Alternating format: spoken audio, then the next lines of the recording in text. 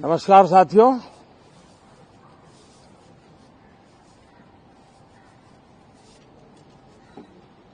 कल राष्ट्रपति जी का उद्बोधन 140 करोड़ देशवासियों के आत्मविश्वास की अभिव्यक्ति था।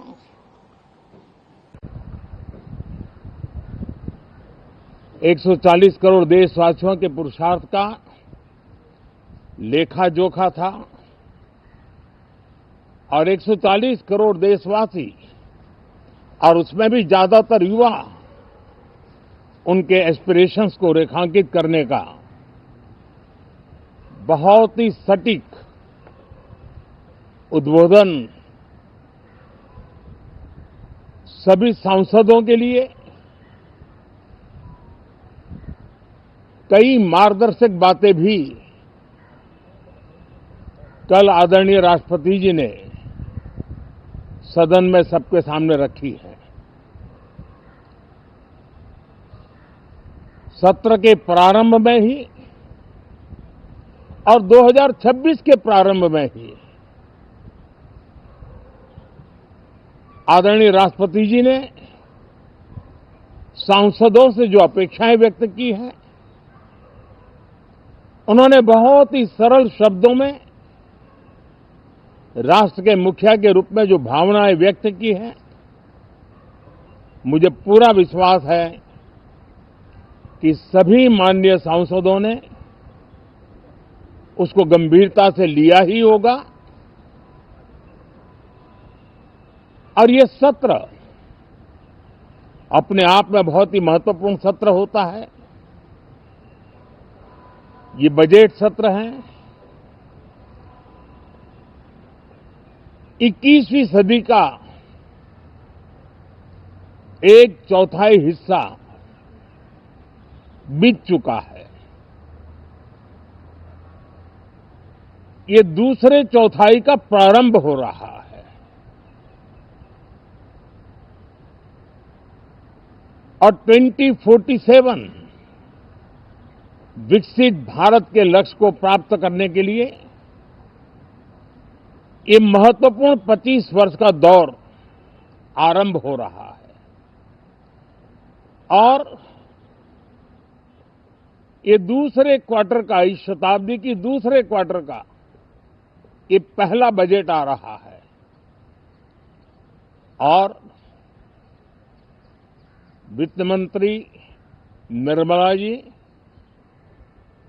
देश की पहली वित्त मंत्री ऐसी है, महिला वित्त मंत्री ऐसी है जो लगातार 9वीं बार देश के संसद में बजट प्रस्तुत करने जा रही है। ये अपने आप में एक गौरव पल के रूप में भारत के संसदीय इतिहास में रजिस्टर हो रहा है। साथियों, ये 20 वर्ष का प्रारंभ बहुत ही पॉजिटिव नोट के साथ शुरू हुआ है। आत्मविश्वास भरा हिंदुस्तान आज विश्व के लिए आशा की किरण भी बना है, आकर्षण का केंद्र भी बना है। इस क्वार्टर के प्रारंभ में ही भारत और यूरोपियन यूनियन का फ्री ट्रेड एग्रीमेंट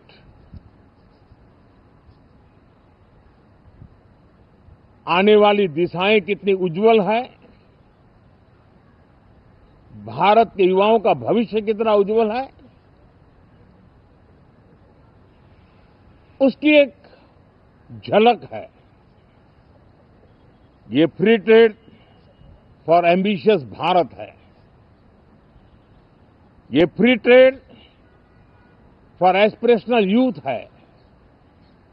ये फ्री ट्रेड फॉर आत्मनिर्भर भारत है। और मुझे पक्का विश्वास है, खास करके जो भारत के मैन्युफैक्चरर्स हैं, वे इस अवसर को अपनी क्षमताएं बढ़ाने के लिए करेंगे। और मैं सभी प्रकार के उत्पादकों से यही कहूंगा कि जब भारत यूरोपियन यूनियन के बीच मदर ऑफ ऑल डील्स जिसको कहते हैं, वैसा समझौता हुआ है, तब मेरे देश के उद्योगकार, मेरे देश के मैन्युफैक्चरर्स अब तो बहुत बड़ा बाजार खुल गया, अब बहुत सस्ते में हमारा माल पहुंच जाएगा, इतने भाव से वो बैठे न रहे। ये एक अवसर है और इस अवसर का सबसे पहला मंत्र ये होता है कि हम क्वालिटी पर बल दें। हम अब जब बाजार खुल गया है तो उत्तम से उत्तम क्वालिटी लेकर के बाजार में जाएं, और अगर उत्तम से उत्तम क्वालिटी लेकर के जाते हैं तो हम यूरोपियन यूनियन के 27 देशों के खरीदारों के पैसे ही कमाते इतना नहीं, क्वालिटी के कारण से हम उनका दिल जीत लेते हैं और वो लंबे अरसे तक प्रभाव रहता है उसका, दशकों तक उसका प्रभाव रहता है।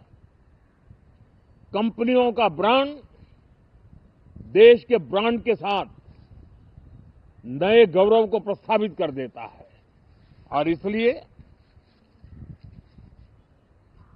27 देशों के साथ हुआ ये समझौता हमारे देश के मछुआरे, हमारे देश के किसान, हमारे देश के युवान, सर्विस सेक्टर में जो लोग विश्व में अलग अलग जगह पे जाने के उत्सुक हैं, उनके लिए बहुत बड़े अवसर लेकर के आ रहा है।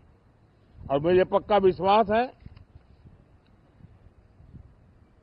एक प्रकार से कॉन्फिडेंट, कॉम्पिटिटिव और प्रोडक्टिव भारत की दिशा में ये बहुत बड़ा कदम है।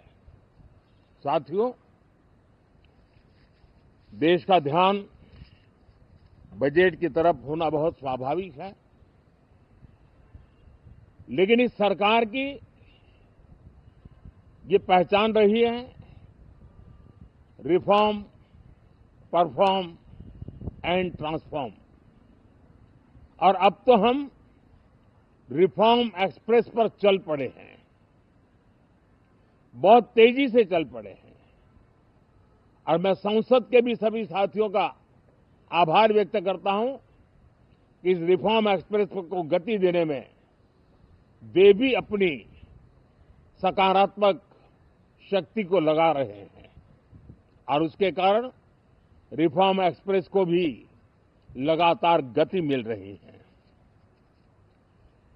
देश लॉन्ग टर्म पेंडिंग प्रॉब्लम्स अब उससे निकल करके लॉन्ग टर्म सॉल्यूशंस के मार्ग पर मजबूती के साथ कदम रख रहा है। और जब लॉन्ग टर्म सॉल्यूशंस होते हैं तब प्रेडिक्टेबिलिटी होती है, जो विश्व में एक भरोसा पैदा करती है। हमारे हर निर्णय में राष्ट्र की प्रगति ये हमारा लक्ष्य है, लेकिन हमारे सारे निर्णय ह्यूमन सेंट्रिक है।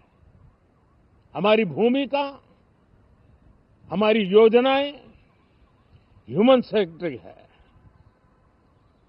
हम टेक्नोलॉजी के साथ स्पर्धा भी करेंगे, हम टेक्नोलॉजी को आत्मसात भी करेंगे, हम टेक्नोलॉजी के सामर्थ्य को स्वीकार भी करेंगे, लेकिन उसके साथ साथ हम मानव केंद्रीय व्यवस्था को